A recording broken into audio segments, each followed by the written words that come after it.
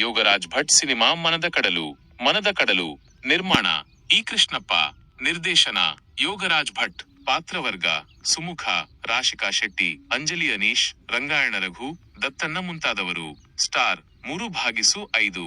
ಮುಂಗಾರು ಮಳೆ ಸಿನಿಮಾ ಕನ್ನಡ ಚಿತ್ರರಂಗದಲ್ಲಿ ಇತಿಹಾಸ ಬರೆದಿತ್ತು. ಆ ಸಿನಿಮಾಗೆ ಬಂಡವಾಳ ಹೂಡಿದ್ದ ಕೃಷ್ಣಪ್ಪ ಹಾಗೂ ನಿರ್ದೇಶನ ಮಾಡಿದ್ದ ಯೋಗರಾಜ್ ಭಟ್ ಅವರು ಮತ್ತೆ ಜೊತೆಯಾಗಿ ಮನದ ಕಡಲು ಸಿನಿಮಾ ಮಾಡುತ್ತಾರೆ ಎಂದಾಗ ಸಹಜವಾಗಿಯೇ ಕುತೂಹಲ ಮೂಡಿತ್ತು. ಈ ಚಿತ್ರದ ಮೂಲಕ ಮತ್ತೆ ಯೋಗರಾಜ್ ಭಟ್ ಮತ್ತು ಇ. ಕೃಷ್ಣಪ್ಪ ಅವರು ಹೊಸಬರಿಗೆ ಅವಕಾಶ ನೀಡಿದ್ದಾರೆ. ಮಾರ್ಚ್ 28ರಂದು ಬಿಡುಗಡೆ ಆಗಿರುವ ಮನದ ಕಡಲು ಚಿತ್ರ ಹೇಗಿದೆ ಎಂಬುದು ತಿಳಿಯಲು ಈ ವಿಮರ್ಶೆ. ಮನದ ಕಡಲು ರಿವ್ಯೂ ಓದಿ. ಎಷ್ಟು ಸಾಧ್ಯವೋ ಅಷ್ಟು ಡಿಫರೆಂಟ್ ಆದ ಪಾತ್ರಗಳನ್ನು ಇಟ್ಟುಕೊಂಡು ಸಿನಿಮಾ ಮಾಡುವುದು ಯೋಗರಾಜ್ ಭಟ್ ಅವರ ಸ್ಪೆಷಾಲಿಟಿ.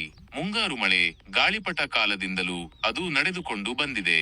ಮನದ ಕಡಲು ಚಿತ್ರದಲ್ಲೂ ಅದು ಮುಂದುವರಿದಿದೆ.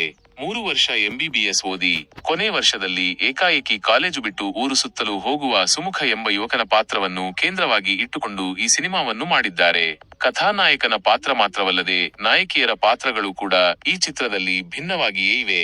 ಆದರೆ ಇಂಥ ಪಾತ್ರಗಳು ಪ್ರೇಕ್ಷಕನಿಗೆ ಎಷ್ಟರ ಮಟ್ಟಿಗೆ ಕನೆಕ್ಟ್ ಆಗುತ್ತವೆ ಎಂಬುದು ಸದ್ಯದ ಪ್ರಶ್ನೆ. ಮನದ ಕಡಲು ಸಿನಿಮಾದ ಅವಧಿ 2 ಗಂಟೆ 34 ನಿಮಿಷ ಇದೆ. ಹೊಸ ಲೊಕೇಶನ್ಗಳನ್ನು ತೋರಿಸಿ ಪ್ರೇಕ್ಷಕರನ್ನು ರಂಜಿಸುವ ತಂತ್ರವನ್ನು ಯೋಗರಾಜ್ ಭಟ್ ಅವರು ಈ ಬಾರಿಯೂ ಮುಂದುವರಿಸಿದ್ದಾರೆ. ದೋಣಿದುರ್ಗ ಎಂಬ ಊರಿನಲ್ಲಿ ಈ ಸಿನಿಮಾದ ಬಹುಪಾಲು ಕಥೆ ಸಾಗುತ್ತದೆ.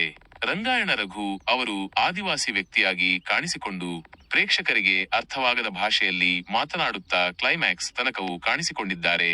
ಈ ಪಾತ್ರ ಡಿಫರೆಂಟ್ ಆಗಿದ್ದರೂ ಕೂಡ ಎಲ್ಲ ವರ್ಗದ ಪ್ರೇಕ್ಷಕರನ್ನು ಸೆಳೆಯುವುದು ಅನುಮಾನ. ರಂಗಾಯಣ ರಘು ಅವರಂತಹ ಪ್ರತಿಭಾವಂತ ಕಲಾವಿದನಿಂದ ಹೆಚ್ಚಿನದನ್ನು ಬಯಸುವ ಪ್ರೇಕ್ಷಕರಿಗೆ ಇಲ್ಲಿ ಕೊಂಚ ನಿರಾಸೆ ಆಗಬಹುದು. ಈ ಸಿನಿಮಾದಲ್ಲಿ ಯುವ ಹೃದಯಗಳ ತ್ರಿಕೋನ ಪ್ರೇಮಕಥೆ ಇದೆ. ಆದರೆ ಕಾಡುವ ಗುಣ ಮಿಸ್ ಆಗಿದೆ. ಸಿನಿಮಾ ಮುಗಿಯುವ ಹೊತ್ತಿಗೆ ಪ್ರೇಕ್ಷಕ ಬಯಸುವ ಒಂದು ಫೀಲ್ ಇಲ್ಲದಂತಾಗಿದೆ. ಎಲ್ಲವನ್ನೂ ಬಿಟ್ಟು ಇನ್ನೇನನ್ನೋ ಹುಡುಕುವ ಜನರಿಗೆ ಒಂದು ಸಂದೇಶವನ್ನು ಈ ಸಿನಿಮಾ ಮೂಲಕ ನೀಡಲಾಗಿದೆ.